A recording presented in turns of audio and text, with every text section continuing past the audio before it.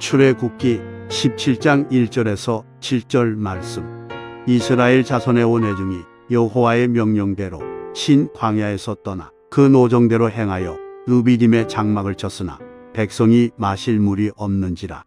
백성이 모세와 다투어 이르되 우리에게 물을 주어 마시게 하라. 모세가 그들에게 이르되 너희가 어찌하여 나와 다투느냐? 너희가 어찌하여 여호와를 시험하느냐? 거기서 백성이 목이 말라 물을 찾으매 그들이 모세에게 대하여 원망하여 이르되 당신이 어찌하여 우리를 애굽에서 인도에 내어서 우리와 우리 자녀와 우리 가축이 목말라 죽게 하느냐? 모세가 여호와께 부르짖어 이르되 내가 이 백성에게 어떻게 하리이까? 그들이 조금 있으면 내게 돌을 던지겠나이다. 여호와께서 모세에게 이르시되 백성 앞을 지나서 이스라엘 장로들을 데리고 나일강을 치던 네 지팡이를 손에 잡고 가라. 내가 호렙산에 있는 그 반석 위 거기서 네 앞에 서리니 너는 그 반석을 치라. 그것에서 물이 나오리니 백성이 마시리라. 모세가 이스라엘 장로들의 목전에서 그대로 행하니라. 그가 그곳 이름을 마사 또는 무리바라 불렀으니 이는 이스라엘 자손이 다투었으며 또는 그들이 여호와를 시험하여 이르기를 여호와께서 우리 중에 계신가 안 계신가 하였음이더라. 아멘. 오늘 본문 중심으로 마실 물이 떨어지면 이라는 제목으로 말씀을 나누도록 하겠습니다. 벌써 세월이 꽤 흘러 지나갔습니다. 90년대에 제가 첫 성지 순례를 다녀온 적이 있었습니다. 그 성지 순례를 하면서 그 새로운 그런 환경들, 낯선 그런 환경들이 또 새롭게 다가오기도 했습니다마는 특별히 좀 어색하게 했던 부분 하나가 있었는데 그게 뭔고 하니 이 물에 관한 일이었습니다. 가니까 물을 사 먹더라고요. 90년대에 전 이해가 되지 않았습니다. 물도 사 먹나. 그리고 도착하자마자 가이드가 주지시키는 것이 하나 있었는데 꼭 물병을 챙겨 가지고 다녀라. 물을 마셔야 될 상황들이 이제 많게 될 텐데 그렇게 쉽게 마실 물을 구하기가 마땅치 않으니 꼭 물병을 들고 다녀라. 지금이야 우리 주변에서도 이 텀블러인가요? 통해서 여러분 마실 물을 가지고 다니신다든지 또 커피를 들고 다니신다든지 뭐 흔히 볼 수 있는 그런 그 모습입니다마는 90년대만 해도 이렇게 물병을 들고 다닌다거나 또 커피를 들고 다니면서 마신다거나 굉장히 낯선 그런 모습이었거든요. 그런데 꼭 물병을 챙겨가지고 다녀라. 처음에는 낯설었습니다마는 며칠 지나고 나서야 그 이유를 깨닫게 됐습니다. 더우니까 그리고 땀을 흘리다 보니 수시로 물을 마시게 되더라고요. 또 그렇다고 물을 쉽게 구해서 마실 수 있는 또 그런 여건도 아니고 그래서 그때부터 꼭 아침에 숙소에서 나올 때는 물병을 챙겨가지고 이 나오는 일이 중요한 일과 중에 하나가 되었습니다. 이번에 2주 전이죠. 캄보디아 선교를 이제 다녀왔는데 사역하는 가운데에서도 역시 참 이 물을 자주 찾게 되더구만요. 더우니까 그리고 땀을 흘리다 보니 어느 분이 땀으로 다 배출되다 보니 물을 이렇게 먹어도 화장실을 찾는 일이 극히 드물어서 좋다 하는 그런 말씀도 들었습니다마는 아무튼 더우다 보니까 이번에 선교 일정에서도 늘 차에다가 생수를 가득 싣고 다니면서 또 사역의 현장에서 필요할 때마다 또 물을 또 이렇게 통해 수분을 또 공급하고는 했습니다. 이렇게 물이라고 하는 것은 우리 일상생활에 있어서도 참 중요한 부분을 차지하고 있습니다마는 또 어떤 인류 역사를 썩어는 데 있어서나 또 문명의 발달에 있어서 이 물이라고 하는 것은 중요한 역할을 감당하고 있다고 하는 것, 우리가 익히 알고 있는 일이지요. 이뿐만이 아닙니다. 인간의 신체 구성에 있어서도 물이 차지하는 퍼센트가 70%나 되니 우리 몸이 70%가 물로 구성되어 있다 말입니다. 그러다 보니 우리 몸을 형성하는 데 있어서 물이 차지하는 그 중요성, 아무리 강조해도 지나치지 않으리라고 생각합니다. 오늘 본문을 보면 이스라엘 백성들이 신광야를 지나서 르비딤에 도착했을 때 마실 물이 없자 일어난 사건을 다루고 있습니다. 1절을 한번 보시지요. 르비딤에 장막을 쳤으나 백성이 마실 물이 없는지라. 이렇게 이스라엘 백성들이 마실 물이 없게 되자 이들에게 일어난 그런 그 현상들이 있었습니다. 첫째로 2절에 보니까 다툼이 일어났다고 했습니다. 2절을 한번 보세요. 백성이 모세와 다투어 이르되 우리에게 물을 주어 마시게 하라. 백성이 모세와 다투어 이르되, 여기서 다투었다는 이 말은 모세와 백성들이 이 물 때문에 서로 싸웠다 그런 의미보다는 사실 일방적으로 이 백성들이 모세를 비난하고 그리고 공격했다고 하는 그런 의미지요. 두 번째, 마실 물이 없자 일어난 현상은 여호와를 시험하는 지경에까지 이르게 됐다고 했지요. 2절 하반절을 보십시오. 너희가 어찌하여 여호와를 시험하느냐 하고 책망하고 있습니다. 여러분, 여기에서 말하는 시험은 어떤 시험이냐? 7절 하반절에서 그 내용, 시험 내용에 대해서 알려주고 있지요. 7절 하반절을 보십시오. 그들이 여호와를 시험하여 마실 물이 떨어지니까 그들이, 그 이스라엘 백성들이 여호와를 시험하여 이르기를 여호와께서 우리 중에 계신가 안 계신가 하였음이더라.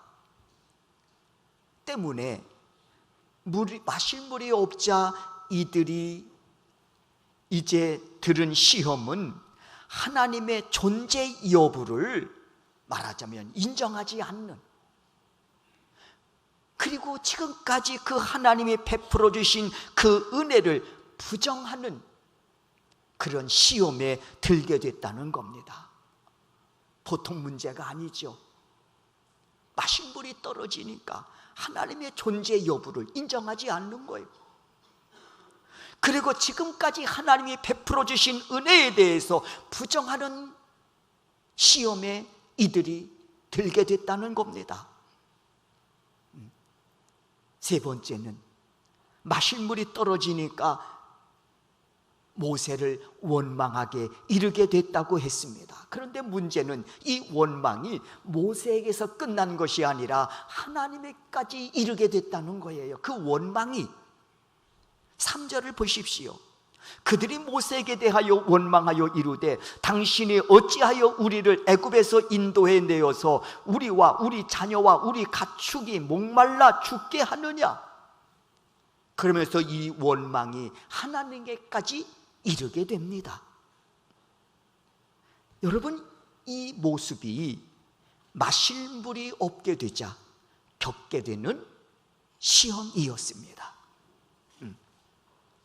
이렇게 이스라엘 백성들은 마실 물이 없자 다툼의 시험, 하나님의 존재 여부와 베푸신 은혜를 거부하는, 인정하지 않는 시험, 그리고 모세를 원망하고 심지어는 하나님에까지 원망하게 되어지는 시험에 이르게 됐다는 것이죠.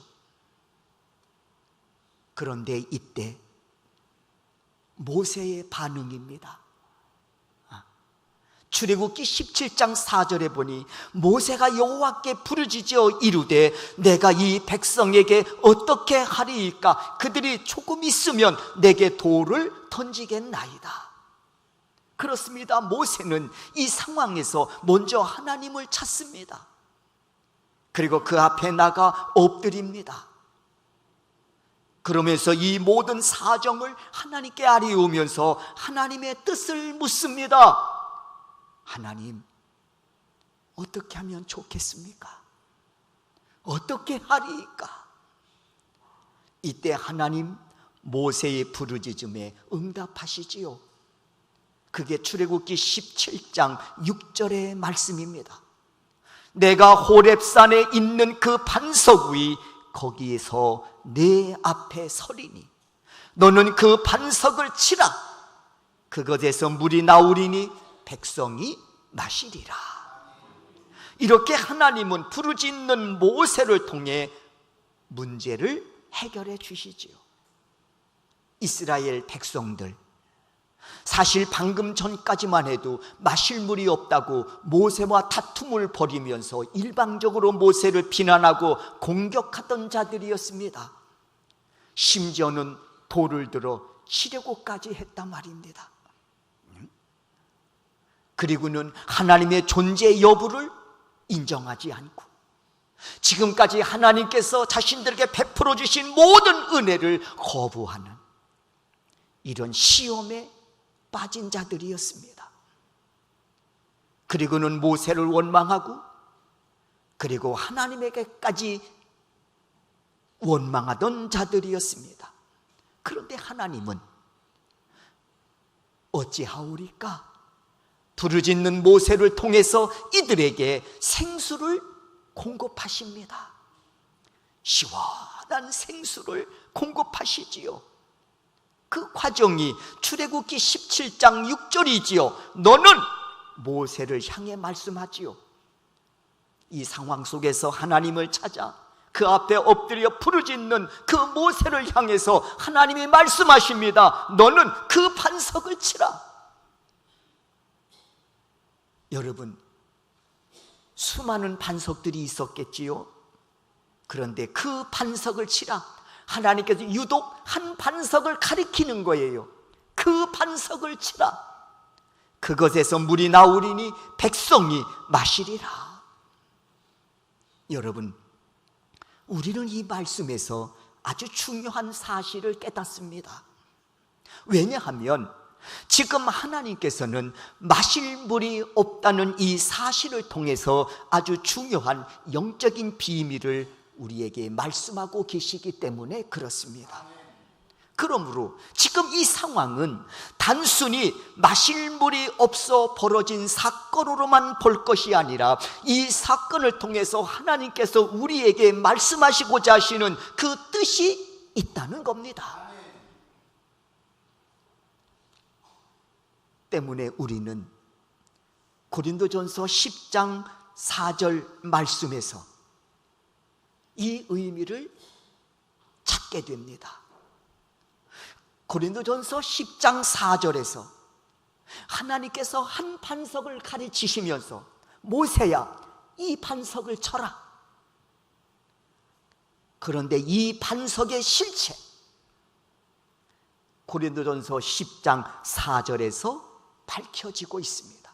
단순한 반석이 아니었다는 것이지요.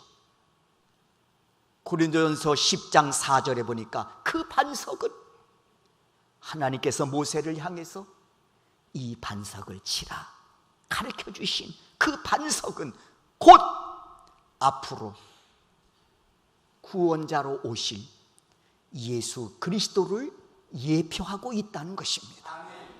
그래서 고린도전서 10장 4절에서 그 반석은 곧 그리스도시라. 그렇습니다.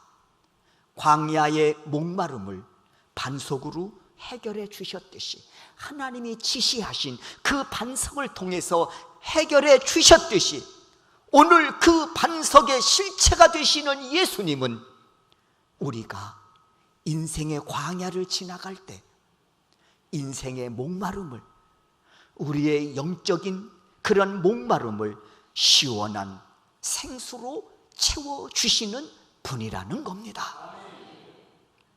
그렇다면 예수님이 주시는 영원히 목마르지 않는 샘물, 그건 무엇일까요? 그것은 바로 예수님이 주시는, 말씀하시는 복음이에요. 말씀입니다.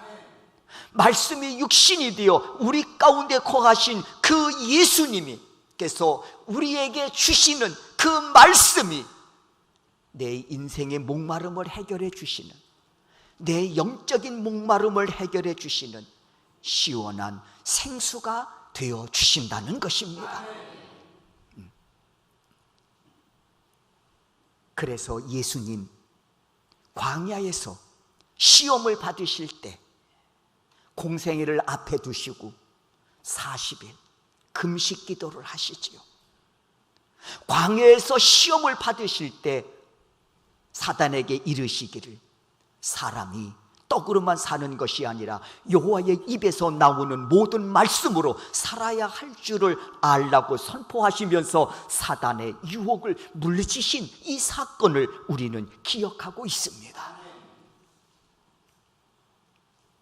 고라 자손도 역시 시편 41편 1절을 통해서 고백하지요. 하나님, 사슴이 시냇물을 찾기에 갈급함같이 내 영혼이 주를 찾기에 갈급하나이다. 우리가 동물의 왕국 이런 그 프로그램을 볼 때 그 사막에 그 가뭄이 지속되어질 때 말이죠, 그 수많은 그 동물들이 그 시냇가를 찾기 위해서 몇 킬로를, 또 몇백 킬로를 말이죠, 찾아 헤매는 모습을 우리가 보게 됩니다. 그리고는 그 물줄기를 찾아와서 그 목마름을 해결하는 모습들을 보게 되지요. 그 가운데 이 사슴이라고 하는 것, 하나님, 사슴이 시냇물을 찾기에 갈급하듯이 사슴이라고 하는 이 동물은 다른 동물보다 유독 목마름을 참지 못하는 동물이라고 그래요. 왜냐? 열이 많기 때문이라는 것이죠. 열이 많기 때문에 다른 동물들이 목마름으로 한 70% 고통을 당한다면 사슴은 90%, 100% 이상의 고통을 감수해야 한다고 합니다. 오늘 고라 자손들이 왜 하나님의 말씀에 대하여 갈급한 그 심령을 사슴을 빗대어 그들이 고백하고 있는지 조금 여러분 이해가 되시지요? 하나님, 사슴이 시냇물을 찾기에 갈급함같이 내 영혼이 주를 찾기에 갈급하나이다. 사랑하는 성도 여러분, 이 이스라엘 백성들이 물 없이 광야에서 살 수 있었을까요? 물 없이 이 광야를 이들이 지나갈 수 있었을까요? 이들이 약속의 땅으로 전진할 수 있었을까요? 물 없이? 절대로 그럴 수 없었을 겁니다. 바로 그것입니다. 우리 역시 반석 되시는 예수 그리스도의 말씀 없이는 절대로 온전한 신앙생활을 할 수 없을 뿐더러 내 영적인 갈급함도 채울 수가 없다는 겁니다. 그래서 우리 인생은 밥만 먹는 밥통이 되지 말고 하나님의 말씀을 담는 영적인 통이 되어야 될 줄로 믿습니다.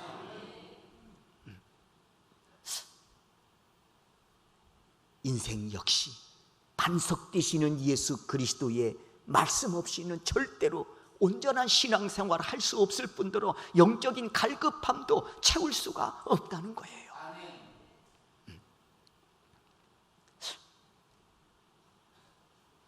아모스 8장 11절에서 말씀합니다.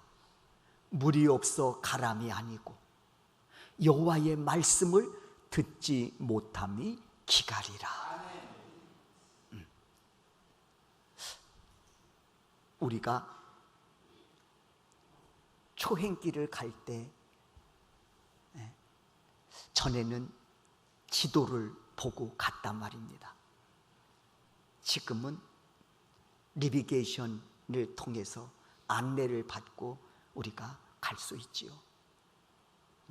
그래서 초행길이라고 할지라도 그렇게 큰 염려 없이 우리가 길을 나설 수 있습니다. 우리의 인생의 여정은 어떻습니까? 하루를 시작하려 함에 있어서도 아침에 계획을 세우지요.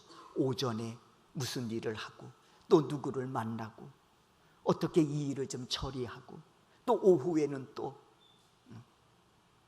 내가 누구를 만나고 또 무슨 일을 처리하고 뭐 이런 하루 계획을 세우고 우리가 출발하지 않습니까? 우리가 한 주간을 시작할 때도 마찬가지예요. 월요일에 한 주간을 또 어떻게 내가 지낼 수 있어야 되는가 라고 나름대로 스케줄을 잡고 또 그렇게 우리가 진행합니다.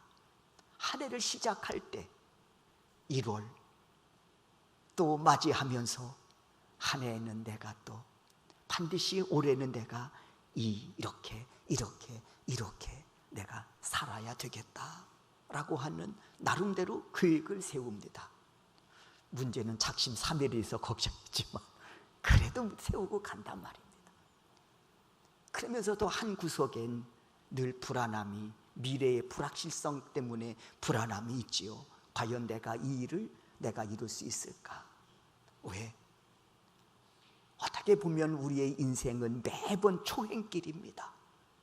가보지 않는 그 처음 초행길을 간단 말입니다. 그래서 이런 이야기가 있지요. 1분 1초도 앞을 예측하지 못하고 살아가는 것이 우리의 인생의 여정이라고 말입니다. 알 수 있습니까, 여러분? 하루 계획을 세우고 일주일 계획을 세우고 한 달 계획을 세우고 한 해 계획을 세우고 5주년, 10주년 뭐 바라볼 계획을 세워요. 그 계획이 나쁘다는 얘기가 아니요. 세워야 되지요. 그러나 우리가 1분 1초도 앞을 예측하면서 우리가 살아가고 있느냐는 거예요. 없습니다. 이스라엘 백성들이 물 없이 그 광야를 지나칠 수 있었나요? 물 없이 약속의 땅으로 이들이 전진할 수 있었나요? 없었습니다. 우리는 반석을 통해서 이스라엘 백성들이 물을 해결했습니다. 그리고 광야를 지나 약속의 땅으로 전진해 나갔습니다. 그러면서 그 반석은 오늘날 우리에게 주시는 메시지는 그 반석을 통해서 예수 그리스도를 만나라고 말씀하고 있습니다. 예수 그리스도께서 우리 인생에 시원한 생수를, 영생수를 공급하시는 분이기 때문이라는 것이죠. 그러면서 그 물은 예수 그리스도께서 우리에게 주시는 생명의 말씀임을 알려주고 계신 겁니다. 말씀 없이 우리가 건강한 신앙생활 할 수 있습니까? 우리가 말씀 없이 우리가 믿음을 지켜갈 수 있습니까? 말씀 없이 우리가 믿음의 여정을 우리가 이제 지나갈 수 있습니까? 없습니다. 그럼에도 불구하고 우리가 좌로나 우로나 치우치지 않고 온전케 하시는 예수 그리스도를 향해 바라보며 달려갈 수 있는 것은 우리에게 삶의 기준, 또 이 말씀을 통해서 역사하시는 하나님의 능력과 은혜 있기 때문에 오늘 여기까지 우리 또한 달려온 줄로 믿습니다. 계시록 1장 3절에서 말씀합니다. 누가 복 있는 자냐? 마지막 때 계시록은 장차 될 일들을 기록한 말씀 아닙니까? 마지막 때 정말 누가 복 있는 사람이냐? 1장 3절에 보면 말씀을 읽는 자와 듣는 자와 그 가운데 기록한 것을 지키는 자가 복 있다고 말씀합니다. 여러분, 말씀에는 능력이 있음을 우리가 고백합니다. 그 능력은 순종하는 자들을 통해서 드러나는 하나님의 역사입니다. 오늘도 보면 마실 물이 떨어졌습니다. 광야에서. 이게 적은 일입니까? 생명에 오가는 일이에요. 물이 떨어졌다는 것은. 그때 하나님, 그때 모세는 모든 것을 뒤로 하고 하나님께 나아갑니다. 그리고 엎드려서 모든 상황을 하나님께 아뢰우면서 뜻을 묻습니다. 하나님, 어떻게 하면 되겠습니까? 어찌하오리까? 그때 하나님께서 말씀을 주시잖아요. 응답으로 말씀을 주시잖아요. 한마디로 뭡니까? 내가 호렙산에 반석 위에 서리니 그 반석을 치라. 말씀을 주시잖아요. 그때 그 말씀에 모세가 순종합니다. 아멘. 그럴 때 그 말씀에 걸맞는 하나님의 놀라운 역사들이 펼쳐짐으로써 목마름에 고통당하던 백성들, 그리고 그들의 짐승까지 시원한 생수로 기갈을 해결받습니다. 뭘 말씀드리고 싶으냐? 말씀에 순종할 때 그 말씀에 걸맞는 능력들이 순종하는 그들의 삶 속에 반드시 펼쳐지게 되어진다고 하는 사실입니다. 그래서 복 있는 자는 시냇가에 심겨진 나무와 같아서, 이 말의 의미는 뭡니까? 복 있는 사람은 하나님의 말씀에 깊이 인생의 뿌리를 내리고 사는 사람들입니다. 그리고 그 말씀에 순종하는 사람들입니다. 이 사람들이 복 있는 사람으로서 이들은 마치 시냇가에 심겨진 나무와 같아서 철을 따라 열매를 맺으며 그 잎사귀가 마르지 아니함 같으니 그가 하는 일이 다 형통하리로다 라고 말씀하고 있습니다. 이처럼 말씀에 깊이 뿌리를 내린 인생은 그 말씀의 능력이 그 인생을 책임져 주시고 그 말씀의 능력으로 그로 하여금 복된 인생으로 살아갈 수 있도록 책임져 주신다고 하는 것입니다. 소원하기는 우리 모두 영원히 목마르지 않는 말씀으로 충만하여 인생의 거친 광야길도 넉넉히 승리하며 달려감으로써 우리 모두가 최후 승리자가 될 수 있기를 주의 이름으로 축원합니다. 결론입니다.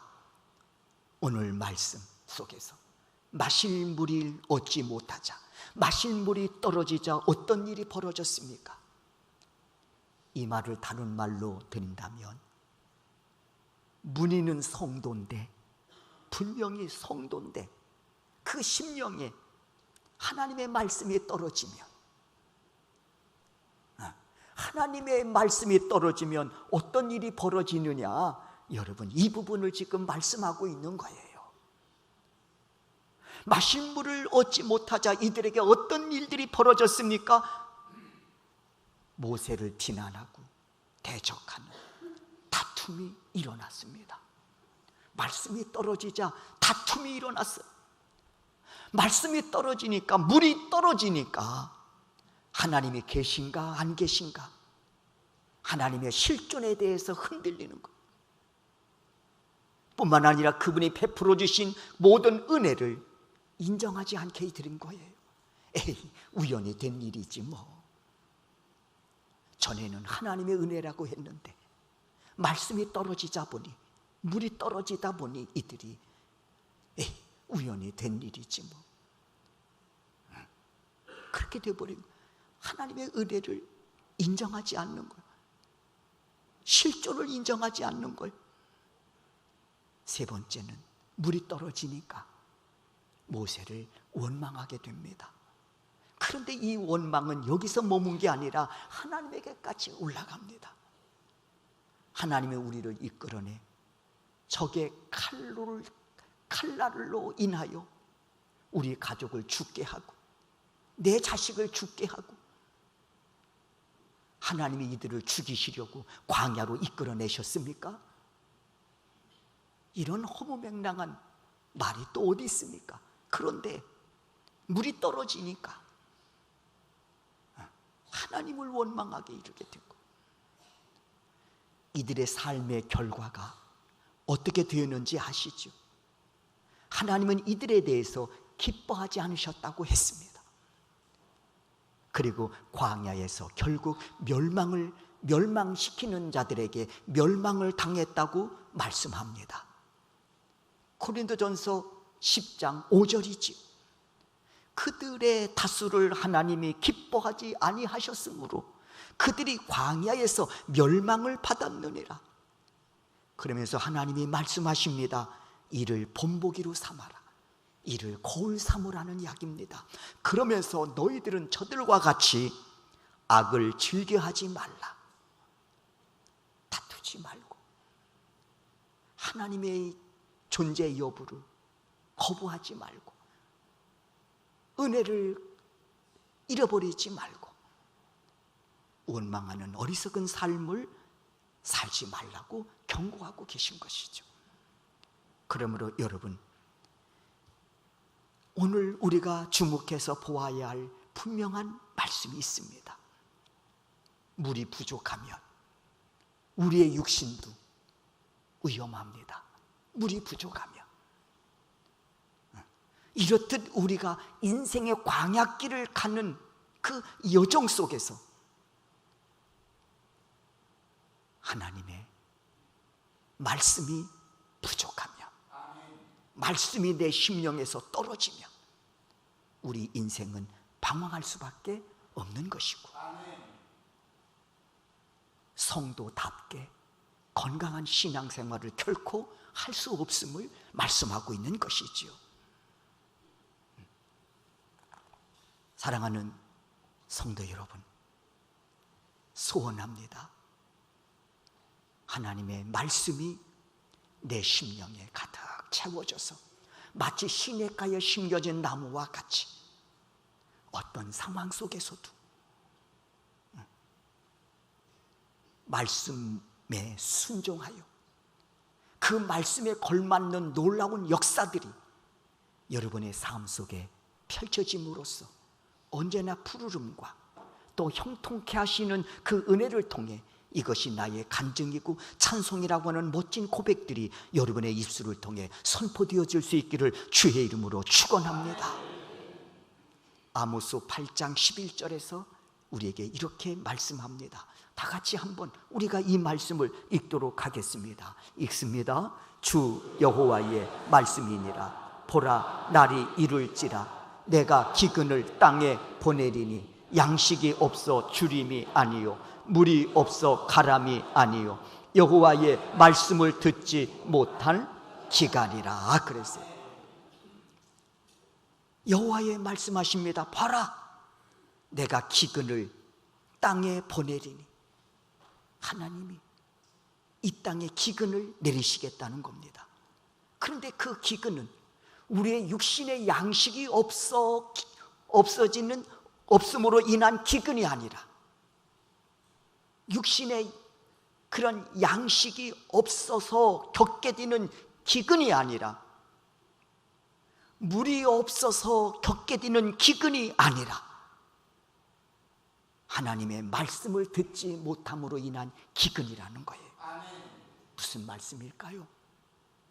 때가 되면 하나님이 주신 그 말씀, 우리의 영의 양식, 영혼이 목마르지 않는 생명수와 같은 말씀을 때가 되면 하나님이 그 말씀을 거두어 가시겠다는 것이잖아요. 그래서 이 땅에 말씀의 기근이 올 거라는 거예요.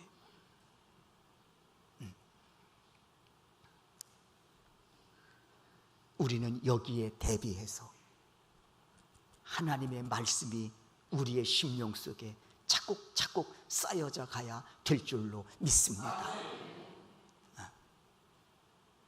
요셉 때에 7년 기근을 만났잖아요. 언젠가 우리도 그런 말씀의 기근을 만날 때가 있다는 겁니다. 그러나 풍족하게 주셨을 때 그 말씀을 채운 자들은 흉년에도 그 말씀을 통해 하나님의 역사하심과 베푸시는 그런 은혜 속에 넉넉히 승리자의 삶을 살아갈 수 있게 하시겠다는 것입니다. 여호와의 말씀은 내 발의 등이요 라고 말씀합니다. 양이 목자의 음성을 따르듯 주의 음성을 따르는 우리 소명교회 성도 여러분들이 되실 수 있기를 주의 이름으로 축원합니다. 그리고 하나님, 우리 소명교회가 영원히 목마르지 않는 말씀의 창고가 되게 해 주십시오. 이곳을 통해서 내 영적인 목마름, 기근을 해결하는 은혜의 거룩한 자리가 되게 도와주시고, 그리고 그 말씀에 순종하여 이것이 나의 간증이고 찬송이라는 아름다운 그 고백들로 이 성전에 가득가득 채워지게 하옵소서. 그 은혜의 중심에 하나님 저를 세워주시고 영광받아 주옵소서. 이 신앙의 고백과 기도가 날마다 더 깊어지고 더 넓어지고 높아지는 그런 이 시대의 진정한 십자가의 군병으로 살아가시는 여러분 되시기를 주의 이름으로 축원합니다. 예수의